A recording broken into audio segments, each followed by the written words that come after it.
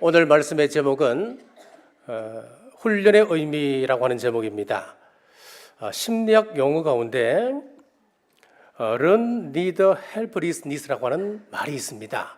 자, 이 말은 무슨 말이냐면은 학습된 무기력증 그런 뜻을 가지고 있어요. 자, 태국에 관광을 가보신 분들은 아실 거예요. 조그마한 소년이 회초리를 하나 들고 집채만한 코끼리를 마음대로 조종하는 것을 우리가 보게 됩니다. 어떻게 이런 일이 가능하겠습니까? 그것은 바로 훈련으로 가능합니다. 어떻게 훈련을 할까요? 야생 코끼리를 잡아서 단단한 말뚝에 쇠사슬로 묶어둡니다. 그러면은 자유롭게 살다가 구속을 당하니까 이 코끼리가 몸부림을 칠 것 아니에요. 몸부리면 치면 칠수록 쇠사슬이 자기의 목을 조여옵니다. 살갗을 상하게 합니다. 피가 흐릅니다. 자, 그런 고통을 경험하다 보면 코끼리가 할 수 없는 일이구나 체념을 한다고 하는 거예요. 체념된 이 상태에서 코끼리에게 쇠사슬을 풀어주면은 쇠사슬이 벗겨져 있는데도 불구하고 코끼리는 묶여있던 방정에서 크게 벗어나지 아니하고 사람의 말에 순종할 수 있다고 하는 것입니다. 사람들의 삶 가운데도 코끼리처럼 학습된 무기력증에 시달리는 사람들이 있습니다. 환경이 인간을 불행하게 만드는 것 아닙니다. 가난이 인간을 불안하게 하는 것 아닙니다. 가난에 익숙하다 보니까 돈에 매여 불행하게 되는 것입니다. 노예 생활에 익숙하다 보니까 이스라엘 백성들이 그것을 주지 아니하면 불평하고 원망하게 되는 것입니다. 정신적인 것도 학습됩니다. 몸의 병이 불행을 가져오는 것 아니지요. 우리는 모두 다 한두 가지 병을 다 가지고 있습니다. 그래서 혹자는 이야기합니다. 우리는 잠재적인 암 환자들이다라고 이야기하고 있지 않습니까? 자, 오랫동안 병치료를 하다 보니까 학습된 눌려진 마음에 우리 인간은 불행을 겪게 된다고 하는 겁니다. 나는 약한 사람이다. 나는 이 병에서 나는 노인받지 못할 거야. 나는 털렸어. 사업에 실패할 수 있습니다. 실패가 사람을 망하게 하는 것 아닙니다. 실패한 이후에 나는 안 된다고 하는 그 의식이 그 사람을 불행하게 만드는 겁니다. 하나님은 학습된 무기력증에서 벗어나기를 원하시고 계십니다.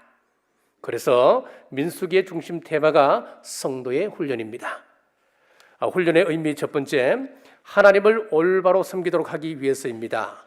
민수기 9장 23절 말씀 제가 받들겠습니다.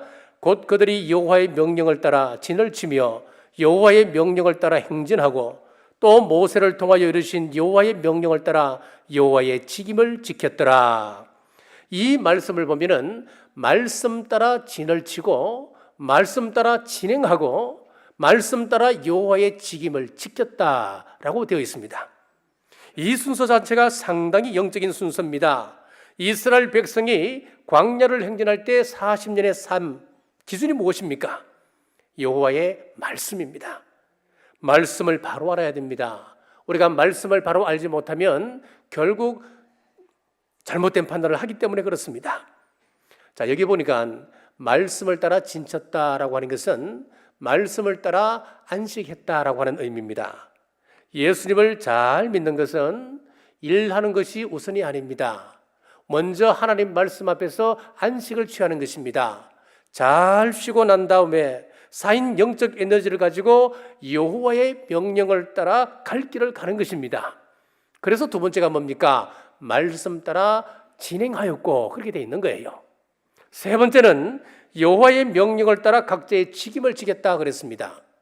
여기서 직임이라고 하는 것은 영어로 미니스트리라고 되어 있습니다.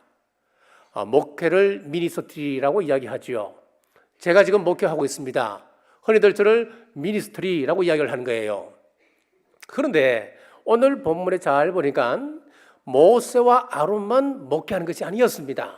여기 보니까 모든 백성들이 각자 자리에서 미니스트리 목회를 하고 있었습니다. 오늘 우리 장로님 기도 가운데 참 은혜가 되는 것은 오늘 이 이야기를 그대로 우리 기도를 하셨어요. 우리는 각자 주어진 삶이 있습니다. 우리 교회에서 각자 맡은 여러 가지 사역들이 있습니다. 자, 어떤 사람은 구역장, 권찰, 찬양대원, 교사, 안내, 방송실, 차량 운전, 주차 안내, 주방 등등 각자가 맡은 자리에서 우리는 미니스트리를 하고 있는 것입니다. 그래서 우리가 주어진 이 모든 일을 통하여서 하나님의 목표를 완성해 가는 것입니다. 직임을 지키고 그랬습니다. 지금 말씀을 받은 장소가 광야입니다. 그래서 그리스로 번역된 70인역 이전에 민수기의 원래 책명이 무엇이냐면 광야에서라고 하는 이름을 가지고 있었습니다. 무슨 이야기겠습니까? 지금 우리가 사는 삶의 자리가 광야이고 목회 현장이라고 하는 것입니다. 자, 이것을 누가 정확하게 봤냐고 하면은 스데반 집사입니다. 스데반은 성경에 대한 해석 자체가 탁월한 사람이었습니다. 특히 출애굽기, 레위기, 민수기에 대한 복음적 해석이 아주 완벽하리만큼 잘 정리된 사람이 스데반이었습니다. 스데반이 어떤 사람이었나 하면은 사도 바울과 함께 가말리엘 문화에서 동문 수학했던 사람이었습니다. 요즘 말로 하면 서울대에 다녔던 사람이라 그 이야기지요. 그러니까 토라에 대해서는 누구보다도 박식했던 사람이 스데반이었습니다. 혹자는 말합니다. 스데반이 좀 더 사역을 할 수 있었다 한다면 사도 바울보다도 훨씬 위대한 족적을 남겼을 것이다. 그만큼 크게 평가하는 사람이 스데반입니다. 그런데 이런 똑똑한 사람을 설교 한 편 하게 하시고 순교자로 만들어버리십니다. 얼마나 아깝습니까?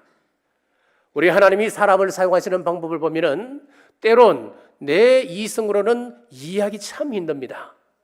스데반 같은 사람을 좀 더 사용하셔서 하나님 나라 영토 확장을 위하여 복음을 위하여 더 크게 사용하셨으면 더 효과적으로 이 복음이 세상에 전파되었지 않았겠습니까? 그런데 하나님의 방법은 우리가 알지 못하는 거예요. 자, 스데반은 사도행전 7장 36절에서 38절에 이렇게 말씀합니다. 이 사람이 백성을 인도하여 나오게 하고 애굽과 홍해와 광야에서 40년간 기사와 표적을 행하였느니라. 이스라엘 자손을 대하여 하나님이 너희 형제 가운데서 나와 같은 선지자를 세우리라 하던 자가 곧 이 모세라. 시내산에서 말하던 그 천사와 및 우리 조상들과 함께 광야 교회에 있었고 또 생명의 돌을 받아 우리에게 주던 자가 이 사람이라. 여기 보면은 이스라엘 백성들이 40년 동안 광야 생활을 했던 그것을 뭐라고 표현하느냐? 광야 교회다. 그렇게 묘사를 하고 있는 거예요. 성경에서 광야를 광야 교회라고 묘사했던 사람은 스데반입니다. 이스라엘 백성들이 광야 생활이 지금 우리의 교회 생활입니다. 장로교가 있고 감리교가 있고 성결교가 있고 침례교가 있습니다. 이런 여러 교파가 있는데 이 땅의 모든 교회들은 넓은 의미에서 보면 광야 교회입니다. 홍해를 건너서 가나안에 가기까지 그 과정 전체가 교회 생활이라고 하는 거예요. 그런데 우리는 너무 교회 안에서 사고의 제한을 받고 있습니다. 교회 안에서만 믿는 예수님이 아니라 삶 전체를 교회로 넓게 우리가 생각해야 됩니다. 예배당 안으로 자꾸 끌어들여보니까 기독교인은 많은데 넓은 이 사회 속에서 존재감이 미미한 거예요. 우리가 제대로 사회를 향하여 말을 해도 먹히지가 않는 거예요. 교회 안에서는 성도 같은데 교회 문을 나가버리면 세상 사람과 구별이 가지 않는 겁니다. 장사하는 것도 광야 교회의 일부분입니다. 세상에서 정직하게 장사해야 되지요. 이윤을 남기는 것이 잘못된 것 아닙니다. 그거는 정당한 겁니다. 그런데 불량품을 속여서 파는 그것은 잘못된 것이지요. 농사를 짓는 것도 광야 교회의 한 부분입니다. 내가 먹는 것 따로 파는 것 따로 하면 이것은 잘못된 것이지요. 생활 속에 신앙 고백이 있고 신앙 속에 생활이 있는 것입니다. 자, 1960년에 서울시장을 지냈던 김상돈 장로님이라고 하는 분이 계십니다. 이분은 90세가 넘어서 세상을 떠나시는데 떠나는 그 순간까지 아주 정정한 모습이었다고 이야기합니다. 그의 장수 비결에 대해서, 건강 비결에 대해서 그는 이렇게 이야기했습니다. 나는 장로입니다.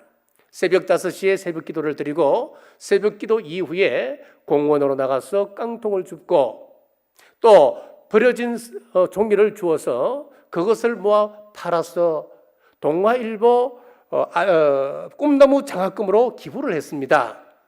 좀 힘들 때도 있었습니다. 어떤 때는 귀찮을 때도 있었습니다. 페이지를 줍고 깡통을 주울 때는 창피한 마음도 들었습니다. 그때마다 나는 내가 조금만 더 노력하면 가난한 아이 한 명이라도 더 장학금을 지불할 수 있는데 하는 마음이 들어서 열심히 하였습니다. 자, 그랬더니 내 건강이 좋아졌습니다. 내 신앙을 유지할 수 있었습니다. 새벽에 일어나 기도하고 폐지를 모으는 일이 남을 위한 일이 아니었고 나를 위한 일이었습니다.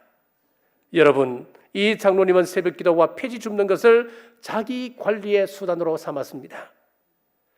자, 지하묘지 카타콤에서 숨을 죽이며 신앙생활을 했던 유대인들 한번 생각해 보십시오. 크리스찬들 생각해 보십시오.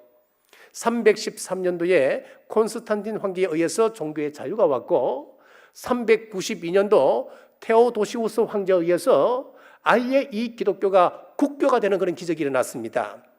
로마 국교가 될 때에 로마의 기독교 인구가 얼마였느냐? 9%밖에 되지 않았습니다. 9%밖에 되지 않는 그 소수가 어떻게 국책을 바꾸고 국교를 바꿀 수 있겠습니까? 그것은 그 소수의 크리스찬들이 모든 국책을 결정하는 중요한 조직에 이 사람들이 다 자리를 차지하고 있었기 때문에 그렇습니다. 자, 그러면은 이런 크리스찬들이 어떻게 그런 조직에 들어갈 수가 있었겠습니까?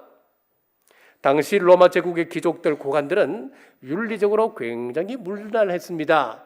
특별히 성적인 면에서 문란했습니다. 건친상가는 보통이었습니다.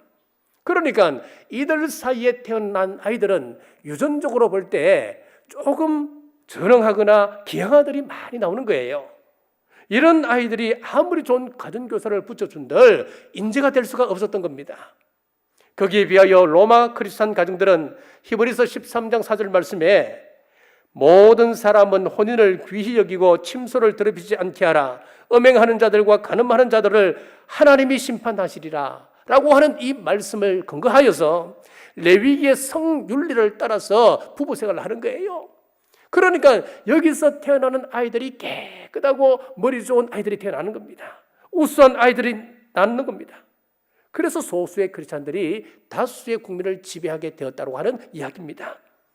사랑하는 여러분, 말씀 안에서 마음을 지키고 여러분의 생각을 지키고 여러분의 입술을 지키며 행동을 절제하는 자기관리 하십시오. 자기관리 잘하는 사람이 하나님 앞에 쓰임받을 수 있고 그 가문이 대대손손 하나님의 복을 누리는 그런 가정이 될 줄 믿으시길 간절히 바랍니다. 훈련의 의미 두 번째는 우리가 이 땅에서 사명을 감당하기 위해서 훈련이 필요합니다. 53절 말씀 제가 받들겠습니다. 레위인은 정그의 성막 사방에 진을 쳐서 이스라엘 자손의 회중에게 진노가 임하지 않게 할 것이라. 레위인은 정그의 장막에 대한 책임을 지킬지니라 하셨습니다. 자, 레위인들에게는 이스라엘 백성들에게 하나님의 진노가 임하지 않도록 하는 책임이 있었습니다. 이스라엘 백성들을 지키는 파수꾼의 사명이 있었던 것이지요. 자, 여름에 수영장에 가면 해수욕장에 가면은 높은 망대가 있습니다. 그 높은 망대에는 안전요원들이 올라가서 수영하는 사람들을 늘 지킵니다. 조금이라도 그 펜스를 넘어가게 되면 위험지역을 넘어가게 되면 호랑이를 요란하게 불어서 경고를 보냅니다. 마찬가지로 레위인들은 이스라엘 백성들이 하나님의 울타리 안에서 벗어나는 일이 없도록 책임을 지고 있었습니다. 제2성전 시대에 로마는 이스라엘 백성들에게 율법 공부를 금지시켰습니다. 만일 토라 공부를 하다가 발각이 되면 이유를 불문하고 그 자리에서 적결 사형을 취하는 겁니다. 그런데 이 랍비 중에 아키바라고 하는 사람이 있었습니다. 이 랍비는 누가 뭐라고 해도 평안한 모습으로 랍비를 토라 공부를 시키는 겁니다. 한 유대인이 물었습니다. 선생님은 사형당하는 것이 무섭지 않습니까? 그때 이 아키바 랍비가 이렇게 이야기했습니다.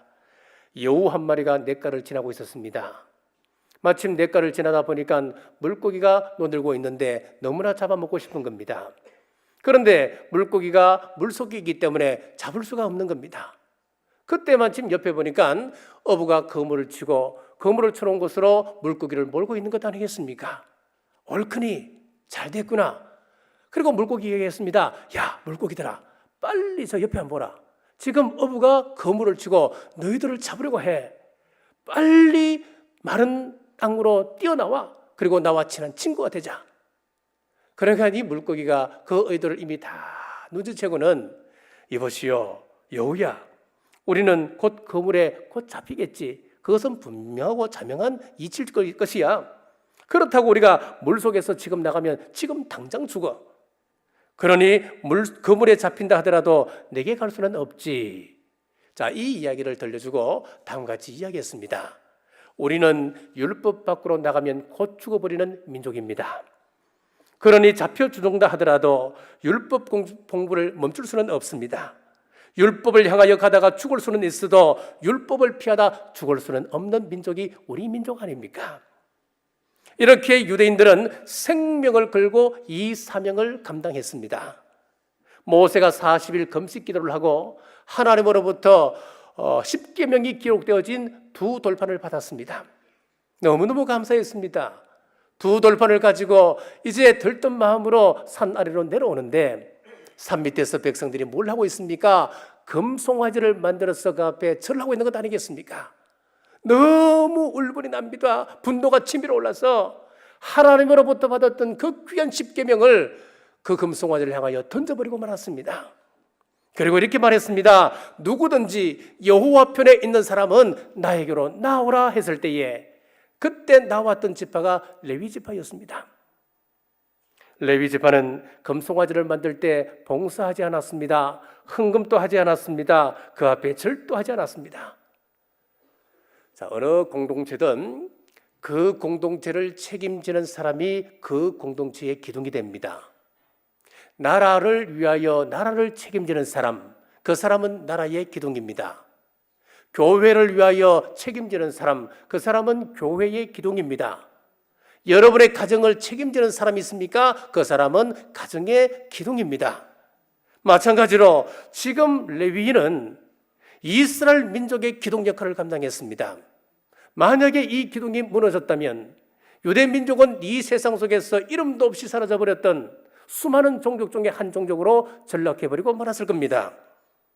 세계에서 외국인들이 여행을 하는데 가장 안전한 곳으로 일본과 대한민국을 들었습니다. 우리 대한민국은 해가 떨어져 밤이 되어도 거리를 다녀도 아무런 이상이 없습니다. 안전한 곳이 대한민국입니다. 그런데 동남아를 가서 아니면 멕시코를 가든지 이런 나라 가서 해가 떨어졌는데 밖에서 여행을 한다? 여러분 상상을 못합니다.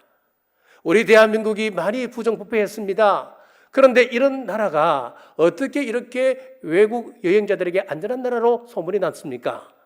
그 가운데서도 우리 교회들이 자리를 잡고 있고 또 하나님 앞에 예배드리는 거룩한 구별을 낸 사람들, 성도들이 있기 때문에 이 나라가 안전하게 여행하는 나라가 된 줄 믿으시길 바랍니다. 우리 성도가 이 나라를 지키는 기둥임을 믿으시길 바랍니다. 우리 경주 남부교회가 참 행복하고 좋은 교회로 소문나게 된 것은 스스로 영적 레임을 알고 교회를 지키기 위하여 구별된 존재로 살아가는 우리 성도님들이 계시기 때문에 가능한 일입니다. 그래서 저는 성도님들이 적어낸 기도 제목을 가지고 이렇게 기도합니다. 하나님, 말씀을 믿고 말씀 앞에 순종하는 순전한 성도가 약속의 복을 받게 하옵소서. 저는 기도합니다. 사랑하는 여러분, 하나님 주신 사명 앞에 성실함으로 약속의 복을 누리시길 주님의 이름으로 축복합니다. 세 번째, 하나님의 군사로 삼기 위해서입니다. 민수기 1장 2절에서 3절 말씀 우리 한 목소리로 같이 읽겠습니다. 너희는 이스라엘 자손의 모든 회중 각 남자의 수를 그들의 종족과 조상의 가문을 따라 그 명수대로 계수할지니 이스라엘 중 20세 이상으로 싸움에 나갈 만한 모든 자를 너와 아론은 그 진정별로 계수하되. 아멘. 자, 독수리 새끼는 아무리 작아도 그건 독수리입니다. 호랑이 새끼가 아무리 작아도 그건 호랑이입니다. 자, 지금 이스라엘 백성들은 노동만 했던 오합지졸에 불과하지만은 영적인 일을 위해 태어난 하나님의 군대입니다. 지금 우리 하나님께서 군대를 만들면서 이것을 지금 이 비전을 심어주고 있는 거예요. 그 군대를 조직하는데 민수기 1장 2절 제가 다시 한번 읽습니다. 너희는 이스라엘 자손의 모든 회중 각 남자의 수를 그들의 종족과 조상의 가문을 따라 그 명수대로 계수할지니, 여기 보면은 남자의 수를 계수하라 그랬습니다. 여자를 계수하라 그런 이야기 없어요. 그러면 그러지요. 야, 이거 성차별이다. 요즘같이 이렇게 이야기하면은 큰일 날 이야기 아니겠어요? 야단나지요. 그런데 이것은 성차별이 아니에요. 상징 언어를 보고 우리가 생각하셔야 됩니다. 남자 그러면은 뭐가 생각납니까? 용기가 생각나요. 힘이 생각나요. 어떤 일을 추진해 나가는 에너지를 상징합니다.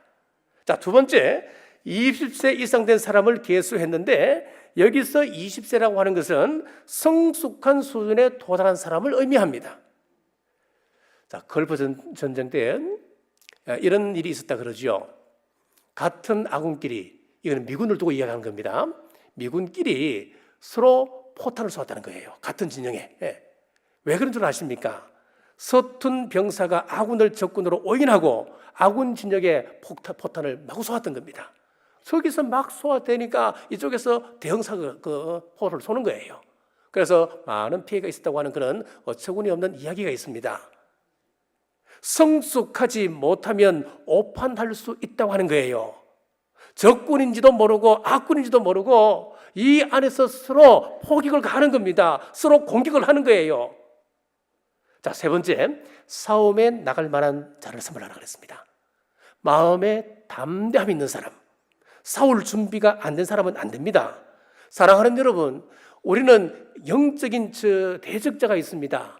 우리의 원수가 있습니다. 사탄 마귀입니다. 우리가 여기서 예배드리는 이것은 사탄 마귀와 대적하는 행위입니다. 그러므로 여러분들은 이미 다 준비가 되어 있는 사람이에요.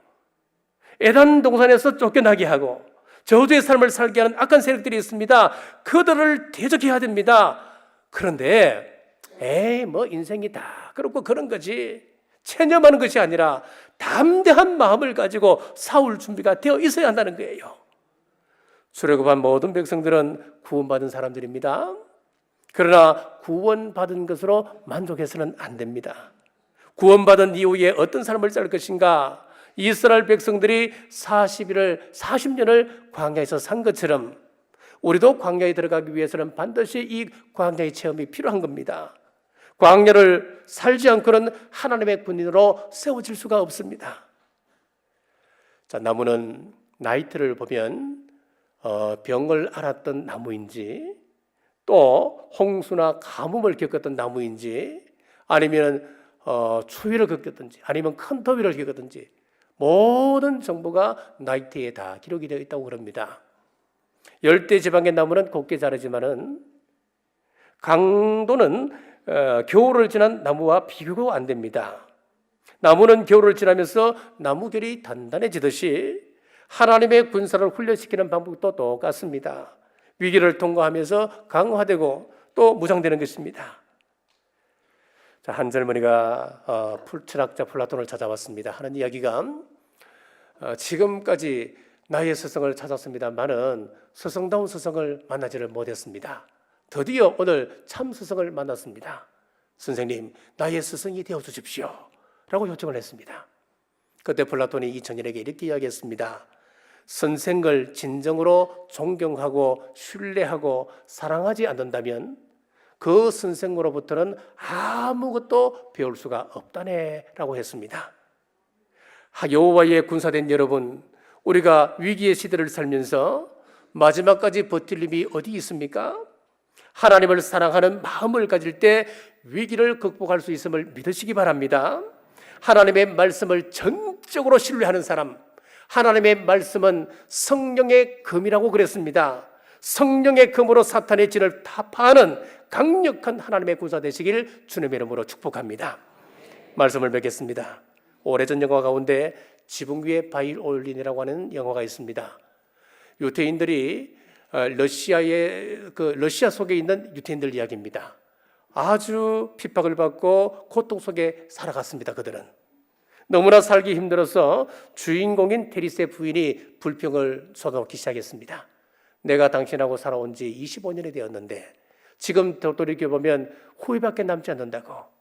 나는 결혼해서 지질이 가난하게 살았고 하루라도 편안하게 살아본 적이 없고 늘 감시 가운데 불안하게 살아왔다. 나는 자식만 놓고 밥만 하고 설거지만 하고, 아니 이게 뭐냐고, 내 인생이 이게 인생이라고 하면 이게 무슨 행복한 인생이냐고 불평불만을 놓기 시작했습니다. 이때 남편 테릿이 Do you love me? 당신 나 사랑해? 자, 이 질문에 대답은 하지 않고 또 불평을 쏟아붓습니다. 테릿이 또 이야기합니다. 당신 나 사랑해? 이 부인이 정말 남편을 사랑했다면 함께 고생했던 25년의 세월은 자랑스러운 세월 아니었겠습니까? 사랑하는 남편과 함께 짊어진 모든 핍박과 아픔들, 경제적인 난관들은 가치 있는 것이 되는 것입니다만은 사랑이 없으니까 25년 동안 살아도 아무런 의미 없는 시간으로 지나가고 그러고만 겁니다. 그래서 불평하고 원망만 남는 겁니다. 이스라엘 백성들이 광야를 지날 때에 너 정말 하나님을 사랑하니? Do you love me? 하나님은 이것을 계속해서 묻고 계셨습니다. 이것을 테스트해서 자격이 안 되면 그 자리에 멈추게 하셨고, 이 테스트에 통과하면 데리고 들어가서 영광의 땅을 정복하게 했습니다. 내가 예수님을 믿었더니 몇 가지 축복을 받았다. 내가 예수님을 잘 믿었더니 하나님께서 이 문제를 해결해 주셨다. 여러분, 이것도 중요한 간증이고 참 은혜로운 것이지요.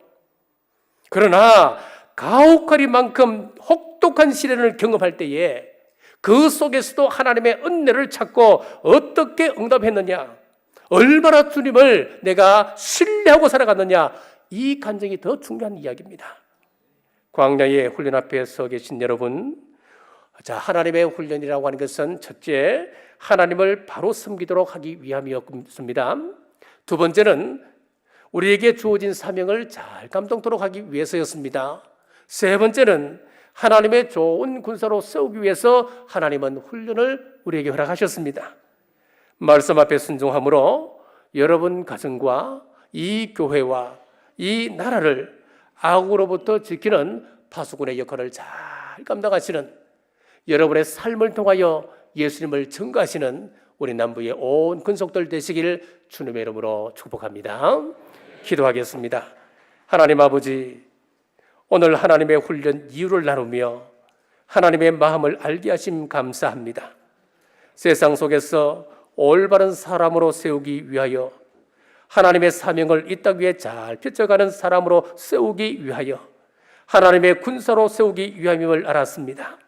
하나님의 훈련에 성실하여서 하나님의 뜻을 이루는 우리 남부 가족들 다 되게 역사하여 주옵소서. 다시 오실 예수님 이름으로 간절히 기도드리옵나이다.